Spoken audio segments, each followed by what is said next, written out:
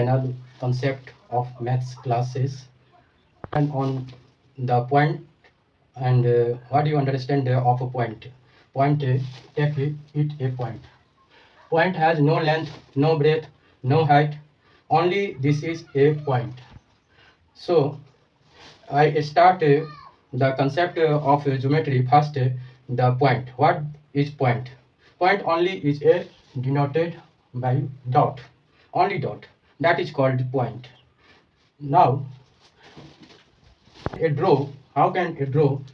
The line, the 2 points contact.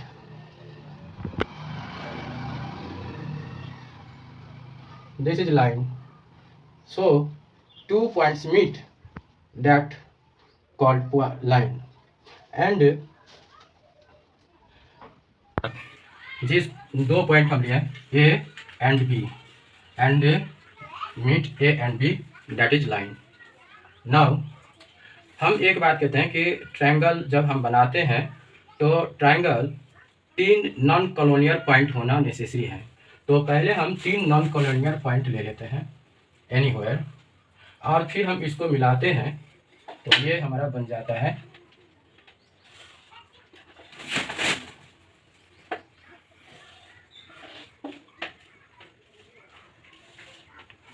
Triangle. Point का नाम है ए, बी और सी. ये 3 पॉइंट हम लिए. तो 3 नॉन कॉलोनियल पॉइंट को जब हम मिलाए हैं तो ये ट्रायंगल फॉर्म किया. अब how many types of triangle? How many types of triangle. Triangle कितने प्रकार के होते हैं? On the basis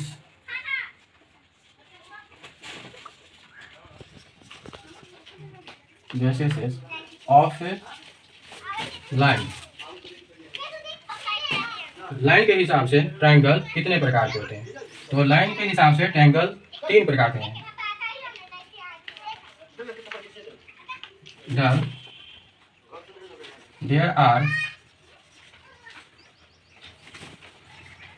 there are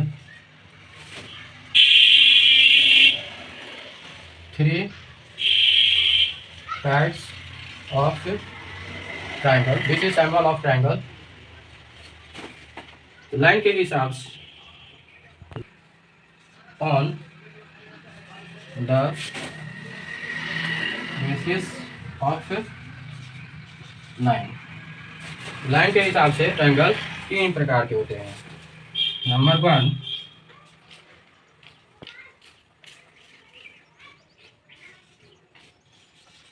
equilateral triangle.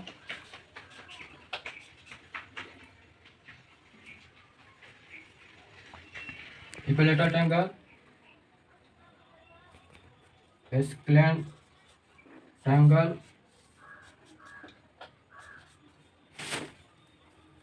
And isosceles.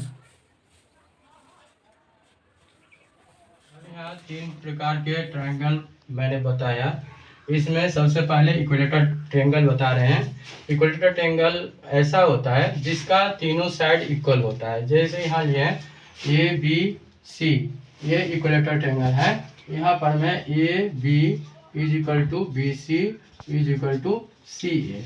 ये इक्विलैटरल ट्रायंगल है. इसका ऑल साइड्स इक्वल होते हैं और इसका एंगल अभी हम सिर्फ लाइन पर बता रहे हैं, इसलिए इसको लाइन से ही हम बता रहे हैं कि A B equal to B C और सी ए. ये एक इक्विलैटरल ट्रायंगल है. अब हम दूसरा ट्रायंगल बताते हैं आइसोसेलेस ट्रायंगल. आइसोसेलेस ट्रायंगल का 2 साइड इक्वल होते हैं और एक साइड अनइक्वल होते हैं, यानी 2 साइड इक्वल होते हैं. तो यहाँ पर में हम देखते हैं कि P Q is equal to P R. ये आइसोसेलेस ट्रायंगल है. आइसोसेलेस ट्रायंगल का यही होता है परिभाषा कि 2 साइड इक्वल होना चाहिए. तो जिस ट्रायंगल का 2 साइड इक्वल होता है वो आइसोसेलेस ट्रायंगल कहलाता है. फिर चलते हैं हम स्केलेन ट्रायंगल. स्केलेन ट्रायंगल जो होते हैं इसका हर साइड अनइक्वल होते हैं, यानी X Y is not equal to Y Z is not equal to Z X. ये जो है सो एस्केलेंट ट्रायंगल है। तो अभी हम यहाँ पर क्लियर कर दिए कि तीन तरह का ट्रायंगल होते हैं जो कि लाइन सेगमेंट से बनते हैं। अब हम तीन तरह का एंगल बताते हैं जो कि एंगल के हिसाब से तीन तरह का ट्रायंगल होते हैं। वो कैसे होते हैं? सबसे पहले हम लिखते हैं 1 नंबर,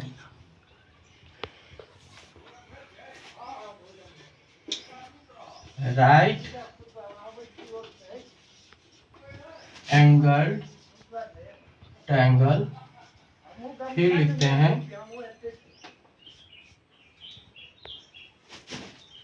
अब मैंने ट्रायंगल के बारे में समझा रहे हैं। पहले मैंने समझाया कि एंगल के हिसाब से भी तीन तरह के एंगल होते हैं, जिसमें मैंने नाम पहले बता दिए कि right angle triangle, acute angle triangle, obtuse angle triangle. अब यहाँ हम देखते हैं कि राइट एंगल ट्रायंगल कैसा क्या होता है।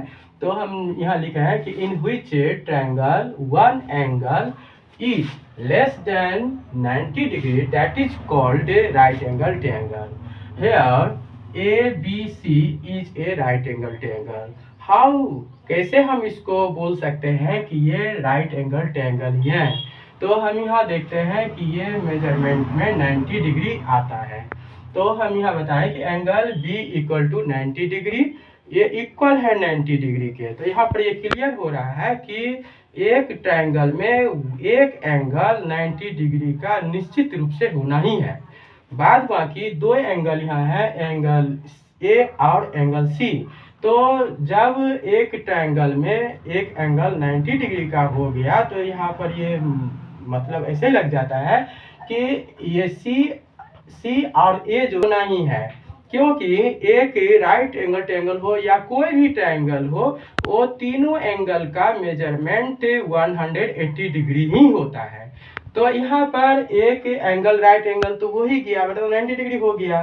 तो यहाँ क्लियर हो गया कि जब 180 डिग्री से हम 180 डिग्री से लेस करते हैं 90 डिग्री, तो यहाँ पर क्लियर हो रहा है कि 90 डिग्री बचेगा, 90 डिग्री रहेगा।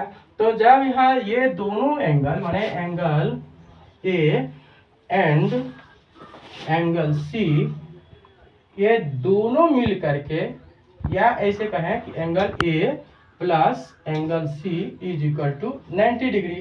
तो यहाँ पर क्लियर हो रहा है कि एंगल ए जो है सो लेस देन 90 डिग्री होगा और angle C also less than 90 degree होगा।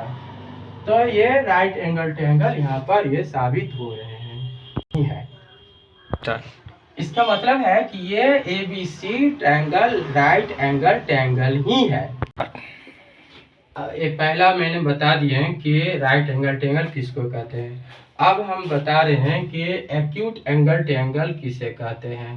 तो acute angle triangle in which triangle all angles are less than 90 degree, that is called acute angle triangle. अब यहाँ हम ले लेते हैं कि एक PQR एक ट्रायंगल है। इस ट्रायंगल में हम देखते हैं कि ये एंगल PQR, ये तीनों ही एंगल 90 डिग्री से लेस होना चाहिए, 90 डिग्री से कम होना चाहिए। तो यहाँ पर ये तीनों ट्रायंगल, इस ट्रायंगल में तीनों एंगल 90 डिग्री से कम है, तो ये एक्यूट एंगल ट्रायंगल हो जाएगा। तो यहाँ पर क्लियर हो रहा है कि एक्यूट एंगल ट्रायंगल जो होते हैं उसका सारा ही एंगल 90 डिग्री से कम। ऑब्टूज angle triangle, obtuse angle triangle क्या होते हैं? तो यहाँ पर मैं in which triangle one angle is more than 90 degree, that is called obtuse angle triangle। यह हम ले लेते हैं कि एक्स वाई जेड एक ट्रायंगल है। इस ट्रायंगल में y 90 डिग्री से बड़ा है और x 90 डिग्री से छोटा है और z भी 90 डिग्री से छोटा है।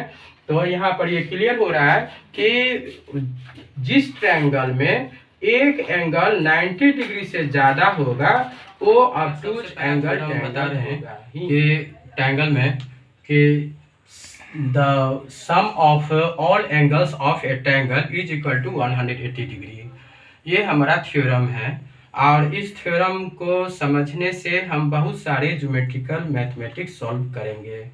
ये बहुत ही इम्पोर्टेंट थ्योरम है, जिसको ये थ्योरम नहीं आता वो ज्योमेट्री का कुछ भी नहीं कर सकता है। इसलिए इस थ्योरम को समझना हमारे लिए सबसे इम्पोर्टेंट है। ये पहला थ्योरम है।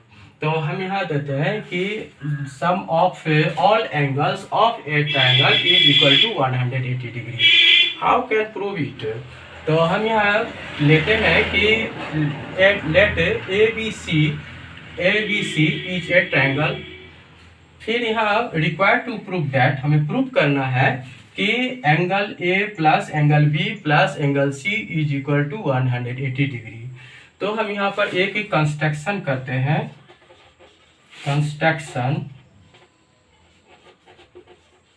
कंस्ट्रक्शन लेते हैं पी क्यू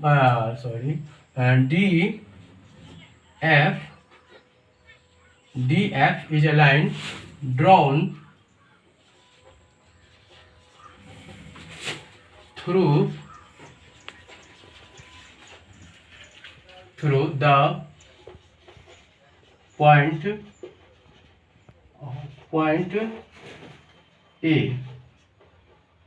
ए पॉइंट से हम एक डी एफ लाइन ड्रॉ किए हैं, जो मैंने कंस्ट्रक्शन किया डी एफ एक लाइन लिए हैं जो थ्रू माने ए से हो करके जा रहा है और वो इस तरह से है such that D F parallel to B C. हम बी सी के पैरेलल में एक कंस्ट्रक्शन किए हैं। अब हमें यहाँ पर देखना है तो D F parallel B C and A B cut D F and B C.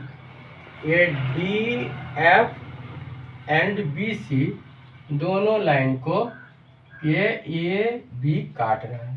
तो काटने से यहाँ पर एंगल फॉर्म होते हैं, एक ये और एक ये, जो दोनों अल्टरनेट एंगल हैं यहाँ पर। तो angle B is equal to D A B, ये अल्टरनेट एंगल इक्वल होते हैं। तो इस बात से ये माने दोनों इक्वल हो रहे हैं। तो इसको हम एक नंबर ले लेते हैं। फिर D F parallel B C, D F parallel B C, तो D F parallel B C and A C cut A D F and B C by construction. ये बस कंस्ट्रक्शन से ही हम किए हुए हैं, तो कंस्ट्रक्शन से ये आ रहा है। तो यहाँ पर एंगल सी जो है ये एंगल सी ए एफ के इक्वल होते हैं, जो अल्टरनेट एंगल ये भी है। तो ये दूसरी पॉइंट हो गया, दो बात हो गए।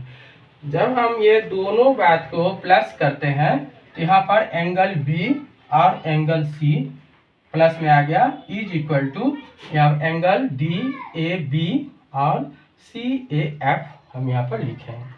ठीक है, अब हम क्या करते हैं, तो ये जो एंगल है बी ए सी, ये हम क्या करते हैं बी ए सी को एडिंग करते हैं बोथ साइड, मतलब दोनों साइड में हम इसको प्लस करते हैं।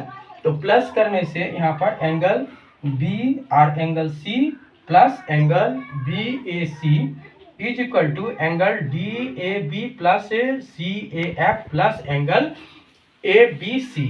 तो यहाँ पर ये जो है ना, तो यहाँ ये आ जाते हैं आपको स्ट्रेट एंगल। तो यहाँ स्ट्रेट एंगल के हिसाब से हम लिखते हैं कि ये 180 डिग्री हो जाते हैं। तो इन ट्रायंगल ए बी सी, इस ट्रायंगल में एंगल बी और angle C plus angle B A C दोनों तीनों को प्लस करेंगे तो 180 डिग्री होता है। यहाँ पर मैंने रीजन दे दिए हैं कि ये एक स्ट्रेट एंगल हो जाते हैं, इसलिए तीनों एंगल को प्लस करने से 180 डिग्री हो जाते हैं। समझ गए कि एक कोई भी ट्रायंगल को जब हम तीनों एंगल को प्लस करेंगे तो 180 डिग्री होगा ही, ये निश्चित है। Thank you for watching this video.